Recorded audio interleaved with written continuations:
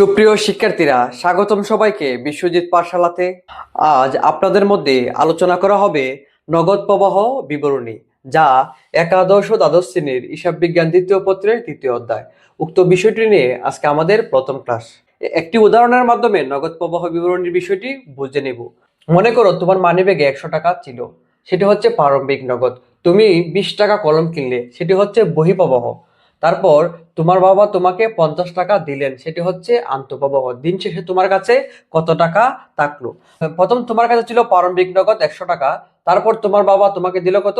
50 টাকা, সেটি হচ্ছে নগদ আন্তঃপ্রবাহ। তোমার কাছে হলো কত? 150 টাকা। তারপর তুমি 20 টাকা দিয়ে একটি কলম কিনলে, সেটা হচ্ছে নগদ বহিঃপ্রবাহ বিয়োগ নগদ বহিঃপ্রবাহ। তাহলে তোমার কাছে সর্বশেষে থাকলো কত? 130 টাকা। বিষয়টি হচ্ছে মানিব্যাগ থেকে যখন টাকা চলে যাবে সেটি হচ্ছে নগদ বহিঃপ্রবাহ, এবং মানিব্যাগে যখন টাকা আসবে সেটি হচ্ছে নগদ আন্তঃপ্রবাহ। উক্ত আন্তঃপ্রবাহ এবং বহিঃপ্রবাহ বিষয়টি যখন একটি ব্যবসা প্রতিষ্ঠানের জন্য করা হয় তখন তাকে নগদ প্রবাহ বলে। তাহলে প্রিয় শিক্ষার্থীরা, নগদ প্রবাহ বিবরণী কি? একটি নির্দিষ্ট হিসাবকাল বা নির্দিষ্ট সময়ে, সাধারণত 1 বছর, একটি প্রতিষ্ঠানের নগদ অর্থের আগমন বা আন্তঃপ্রবাহ এবং নির্গমন বা বহিঃপ্রবাহ যে বিবরণীর মাধ্যমে দেখানো হয় তাকে নগদ প্রবাহ বিবরণী বলে। নগদ আন্তঃপ্রবাহ এবং বহিঃপ্রবাহের সমন্বয়ে যে বিবরণী তৈরি করা হয় তাকে নগদ প্রবাহ বিবরণী বলা হয়। পূর্বে আর্থিক বিবরণীর 3টি অংশে প্রস্তুত করা হতো, সেটি হচ্ছে বিশদ বিবরণী, মালিকানা সত্ত্ব বিবরণী ও আর্থিক অবস্থার বিবরণী। বর্তমানে আন্তর্জাতিক হিসাব মান 1 অনুযায়ী আর্থিক বিবরণী 5টি অংশে প্রস্তুত করা হয়, সেটি হচ্ছে বিশদ বিবরণী, মালিকানা সত্ত্ব বিবরণী, আর্থিক অবস্থা বিবরণী, নগদ প্রবাহ বিবরণী এবং আর্থিক বিবরণীর গুরুত্বপূর্ণ নোট বা হিসাবের নীতিমালা। তাহলে প্রিয় শিক্ষার্থীরা, নগদ প্রবাহ বিবরণী কখন তৈরি করা হয়? আর্থিক বিবরণী তৈরি করার পর প্রতিষ্ঠানের প্রকৃত নগদ অবস্থা জানার জন্য নগদ প্রবাহ বিবরণী তৈরি করা হয়। উক্ত 3টি ধাপ তৈরি করার পর আমাদের নগদ প্রবাহ বিবরণী তৈরি করতে হয়। নগদ প্রবাহ বিবরণীর প্রেক্ষাপটটি হলো আমাদের 1988 সাল থেকে এটি আনুষ্ঠানিকভাবে প্রস্তুত করা হয়। এটি আন্তর্জাতিক হিসাব মান IAS 7 অনুযায়ী প্রস্তুত করা হয়।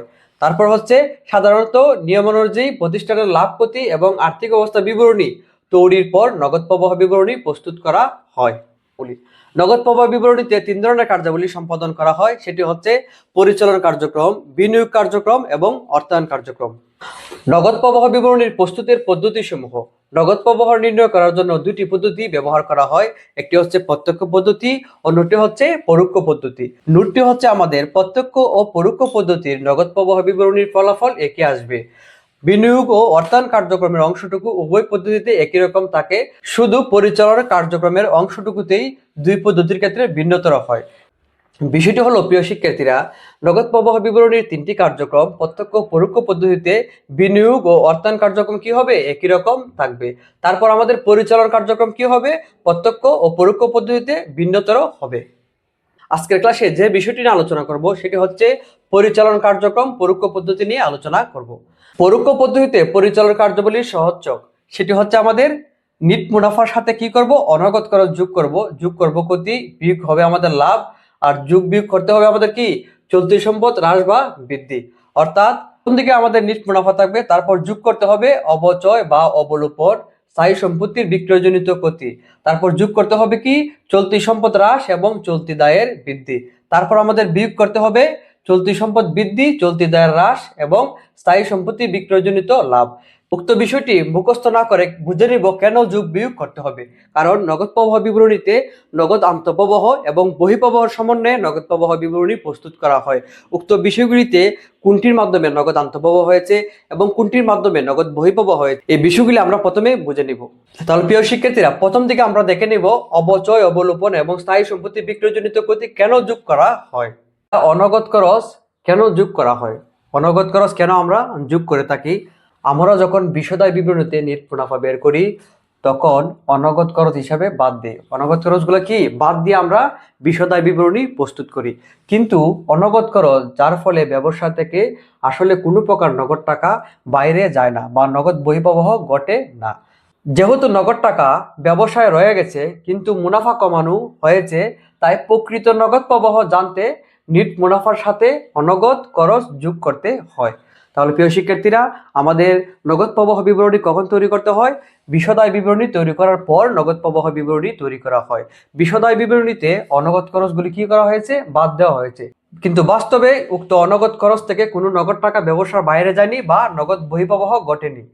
সেজন্য আমাদের ব্যবসার প্রকৃত নগদ প্রবাহ জানতে হলে সেটি কি করতে হবে, নগদ প্রবাহ বিবরণীতে নিট মুনাফার সাথে অনগদ খরচ কি করতে হবে, যোগ করতে হবে।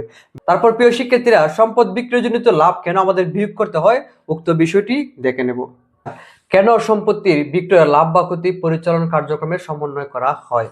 সম্পত্তি বিক্রয়জনিত লাভ সেটি বিনিয়োগ কার্যক্রমের অংশ, নিট মুনাফার সাথে বিয়োগ করতে হয়। সম্পত্তি বিক্রয়জনিত ক্ষতি এটি অনগদ লেনদেন। অনগদ লেনদেন আমরা ইতিপূর্বে আলোচনা করেছি, সেটি কি করতে হয়, নিট মুনাফার সাথে যোগ করতে হয়। তাহলে প্রিয় শিক্ষার্থীরা, এখন আমরা দেখব কেন সম্পত্তি বিক্রয়জনিত লাভ মুনাফার সাথে বিয়োগ করতে হয়। একটি উদাহরণের মাধ্যমে বিষয়টি দেখে নেওয়া যাক। আপনি 10,000 টাকার একটি মেশিন কিনলেন, 12,000 টাকা মেশিনটি বিক্রি করলেন, এখানে লাভ কত হলো, 2,000 টাকা। এই যে লাভ 2,000 টাকা হলো, বিনিয়োগ কার্যক্রমে আপনি পুরো 12,000 টাকা যোগ করবেন। যেহেতু বিনিয়োগ কার্যক্রমে পুরো 12,000 টাকা যোগ করা হবে, সেহেতু পরিচালন কার্যক্রম থেকে নিট মুনাফা 2,000 টাকা লাভ বিয়োগ করতে হবে, কারণ ওই 2,000 টাকা অলরেডি 12,000 টাকার ভেতরে অন্তর্ভুক্ত আছে, যা আপনি বিনিয়োগ কার্যক্রমে দেখিয়েছেন। যেহেতু সম্পূর্ণ টাকাটি আমরা বিনিয়োগ কার্যক্রমে দেখাবো, তাই পরিচালন কার্যক্রম থেকে উক্ত 2,000 টাকা কি করতে হবে, বিয়োগ করতে হবে। প্রিয় শিক্ষার্থীরা, ইতিপূর্বে আমরা আলোচনা করেছি কেন অনগদ খরচগুলি যোগ করতে হয় এবং সম্পত্তি বিক্রয়জনিত লাভ কেন বিয়োগ করতে হয়। এখন আমরা যে বিষয়গুলি দেখব সেটি হচ্ছে চলতি সম্পত্তি হ্রাস বৃদ্ধি। চলতি সম্পদ হ্রাস এবং চলতি দায় বৃদ্ধি হলে আমাদের কি হয়, যোগ করতে হয়, এবং চলতি সম্পদ বৃদ্ধি এবং চলতি দায় হ্রাস পেলে আমাদের কি করতে হয়, বিয়োগ করতে হয়। উক্ত বিষয়গুলি আমরা নগদ আন্তঃপ্রবাহ এবং বহিঃপ্রবাহের মাধ্যমে দেখে নেব। এখন যে বিষয়গুলি দেখব সেটি হচ্ছে চলতি সম্পদ হ্রাস এবং চলতি দায় বৃদ্ধি। উক্ত লেনদেনগুলি কেন আমাদের যোগ করা হয়, এবং চলতি সম্পদ বৃদ্ধি এবং চলতি দায় হ্রাস উক্ত লেনদেনগুলি কেন আমাদের বিয়োগ করা হয় তা প্র্যাকটিক্যালি বুঝে নিব। কারণ মুখস্থ করার চেয়ে বুঝে যদি পড়া হয় তাহলে বিষয়টি দীর্ঘদিন মনে রাখা যায়। প্রথম দিকে দানাদার বিষয়টি দেখব, কেন যোগ বিয়োগ করা হয়েছে উক্ত বিষয়টি। যখন আমাদের দারে পণ্য বিক্রয় করি তখন আমাদের কি হয়, দানাদার বৃদ্ধি পায়। মনে করেন মিস্টার এক্স এর কাছে আমি 20 টাকার পণ্য বিক্রয় করলাম, প্রতিষ্ঠানে আমার 100 টাকার পণ্য আছে। উক্ত 100 টাকার পণ্য থেকে যদি 20 টাকা চলে যায় তাহলে আমার থাকবে কত, 80 টাকা। তার মানে দানাদার যখন বৃদ্ধি পাবে তখন আমার কি হবে, নগদ বহিঃপ্রবাহ ঘটবে। ব্যবসা থেকে নগদ টাকা চলে গেলেও আমাদের হবে কি, নগদ বহিঃপ্রবাহ। এবং কোনো কারণে যদি ব্যবসা টাকা বৃদ্ধি পায় তখন সেটা কি হবে, নগদ আন্তঃপ্রবাহ। যেহেতু প্রিয় শিক্ষার্থীরা উক্ত লেনদেনের পরিপ্রেক্ষিতে আমাদের ব্যবসা থেকে টাকা কি চলে গেছে, তাই সেটি কি করতে হবে, বিয়োগ করতে হবে। এই যে দেনাদার বৃদ্ধি কি, বিয়োগ। তারপর একটি নির্দিষ্ট সময় পরে মিস্টার এক্স যদি আমাকে 10 টাকা ফেরত দেয়, 10 টাকা যদি ফেরত দেয় তাহলে দেনাদার কি হবে, দেনাদার কি হবে, হ্রাস পাবে, দেনাদার হ্রাস পাবে। 10 টাকা ফেরত দিলে কি হবে, আমার প্রতিষ্ঠানের 10 টাকা কি হবে, বৃদ্ধি পাবে। যখন আমার প্রতিষ্ঠানের টাকা বৃদ্ধি পাবে সেটি হচ্ছে নগদ আন্তঃপ্রবাহ। আর নগদ আন্তঃপ্রবাহ কি হয়, নিট মুনাফার সাথে যোগ হয়। তাই দেনাদার হিসাব হ্রাস পেলে আমার কি হবে, যোগ করতে হবে। পরের বিষয়টা হচ্ছে পাওনাদার হিসাব। যখন আমি দারে পণ্য ক্রয় করি বা ঋণ গ্রহণ করি তখন পাওনাদার কি হয়, বৃদ্ধি পায়। পাওনাদার কি হয়, বৃদ্ধি পায়। ধরেন মিস্টার এক্স এর কাছ থেকে ব্যবসার প্রয়োজনে আমি 20 টাকার পণ্য দারে ক্রয় করলাম বা ঋণ গ্রহণ করলাম, তখন আমার ব্যবসা প্রতিষ্ঠানে 20 টাকা কি হবে, মাল বৃদ্ধি পাবে বা টাকা বৃদ্ধি পাবে। যেহেতু পাওনাদার বৃদ্ধির পরিপ্রেক্ষিতে আমার 20 টাকা বৃদ্ধি পেয়েছে, সেটি আন্তঃপ্রবাহ ধরে নিতে হবে। তাই পাওনাদার বৃদ্ধি হলে আমার কি হবে, যোগ করতে হবে। একটি নির্দিষ্ট সময় পরে যখন আমি মিস্টার এক্স কে টাকা পরিশোধ করব তখন আমার কি হবে, পাওনাদার কি হবে, হ্রাস পাবে। পাওনাদার হ্রাস পাওয়ার পরিপ্রেক্ষিতে আমার ব্যবসা প্রতিষ্ঠান থেকে 20 টাকা কি হবে, চলে যাবে। উক্ত 20 টাকা ব্যবসা প্রতিষ্ঠান থেকে চলে যাওয়ার পরিপ্রেক্ষিতে আমার কি হবে, নগদ বহিঃপ্রবাহ। তাই পাওনাদার হ্রাস হলে কি হবে, বিয়োগ করতে হবে। তারপর প্রিয় শিক্ষার্থীরা, পরটি হচ্ছে মজুদ পণ্য। মিস্টার এক্স এর কাছ থেকে আমি 20 টাকার পণ্য ক্রয় করলাম, তখন আমার কি হবে, মজুদ পণ্য কি হবে, বৃদ্ধি পাবে। আমার কাছে ব্যবসা প্রতিষ্ঠানের টাকা আছে কত, 100 টাকা। তখন আমার 20 টাকা যে পণ্য ক্রয় করলাম তখন আমার 100 টাকা কি থাকবে, অবশ্যই তাকে টাকা পরিশোধ করতে হবে। তাহলে মাইনাস হবে কত, 20 টাকা। তার বিনিময়ে আমার কি হলো, নগদ আন্তঃপ্রবাহ না বহিঃপ্রবাহ, অবশ্যই হবে নগদ বহিঃপ্রবাহ। তাই সেটি কি করতে হবে, বিয়োগ করতে হবে। তারপর হচ্ছে প্রিয় শিক্ষার্থীরা মজুদ পণ্য হ্রাস। মজুদ পণ্য হ্রাস, মজুদ পণ্য কখন হ্রাস পায়, যখন আমরা ব্যবসা প্রতিষ্ঠান থেকে পণ্য বিক্রয় করি তখন আমাদের মজুদ পণ্য হ্রাস পায়। আর পণ্য বিক্রয় করলে আমাদের কি হয়, নগদ আন্তঃপ্রবাহ হয়। তাই সেটি যোগ করতে হবে। মজুদ পণ্য হ্রাস সেটি কি হবে, যোগ হবে। পরের বিষয়টা হচ্ছে আমাদের কি, বকেয়া খরচ। মনে করেন গত মাসের বিদ্যুৎ বিল 20 টাকা আমি পরিশোধ করি নাই। উক্ত 20 টাকা যদি পরিশোধ করতাম তাহলে আমার কি হতো, মোট টাকা থেকে 20 টাকা হ্রাস পেত। যেহেতু আমি উক্ত বিদ্যুৎ বিল পরিশোধ করি নাই তাহলে বকেয়া খরচ কি হলো, বৃদ্ধি পেল। কিন্তু টাকা যেহেতু পরিশোধ করি না, টাকা কি হয়েছে, আমার সঞ্চয় হয়েছে, টাকা কি হয়েছে, সঞ্চয় হয়েছে, তাই সেটিকে নগদ আন্তঃপ্রবাহ হিসেবে দেখতে হবে। তাই বকেয়া খরচ বৃদ্ধি পেলে কি হবে, যোগ করতে হবে।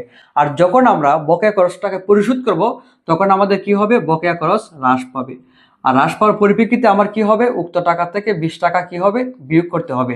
তাই বকেয়া খরচ হ্রাসের জন্য আমাদের নগদ বহিঃপ্রবাহ হয়, সেক্ষেত্রে বকেয়া খরচ হ্রাস পেলে আমার কি করতে হবে, বিয়োগ করতে হবে। সর্বশেষ বিষয়টি হলো আমাদের অগ্রিম খরচ। অগ্রিম খরচ যখন আমাদের বৃদ্ধি পাবে, তখন আমাদের নগদ টাকা চলে যাবে। মনে করেন মিস্টার এক্স এর কাছ থেকে আমি একটি দোকান ভাড়া নিলাম, 500 টাকা অগ্রিম প্রদান করিলাম। এই যে আমি 500 টাকা অগ্রিম প্রদান করিলাম, তার পরিপ্রেক্ষিতে আমার কি হলো, অগ্রিম খরচ বৃদ্ধি পেল, এবং তার জন্য আমার নগদ টাকা কি হলো, চলে গেল। নগদ বহিঃপ্রবাহ হলো কত, 500 টাকা। 500 টাকা অগ্রিম খরচ বৃদ্ধি পেলে যেহেতু নগদ বহিঃপ্রবাহ হয়, সেক্ষেত্রে আমাদের কি করতে হবে, উক্ত লেনদেনটি বিয়োগ করতে হবে। তাহলে উক্ত 500 টাকা থেকে প্রতি মাসে কত টাকা, 20 টাকা করে কেটে রাখা হবে। থাকবে অবশিষ্ট ব্যালেন্স 480 টাকা। যখন আমার 500 টাকা থেকে 20 টাকা কাটা হবে, তখন আমার অগ্রিম খরচ কি হবে, হ্রাস পাবে। অগ্রিম খরচ হ্রাস পাওয়ার পরিপ্রেক্ষিতে আমার নগদ আন্তঃপ্রবাহ হবে না, কিন্তু ব্যবসার সঞ্চয় হবে। ব্যবসার সঞ্চয় হলে সেটিকে ব্যবসা আন্তঃপ্রবাহ হিসেবে ধরে নিতে হবে, তাই সেটি যোগ করতে হবে। আশা করি প্রিয় শিক্ষার্থীরা, পরিচালন কার্যক্রমে পরোক্ষ পদ্ধতিতে কখন চলতি সম্পদ এবং চলতি দায় যোগ বিয়োগ করতে হয় বিষয়টি বুঝতে পেরেছেন। তারপর প্রিয় শিক্ষার্থীরা, সম্পূর্ণ চার্টটি এক নজরে দেখে নেব।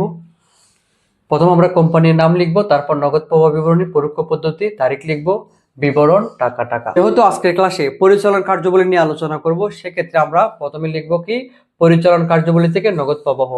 তারপর লিখব নিট লাভ বা মুনাফা, সেটি টাকার দ্বিতীয় কলামে।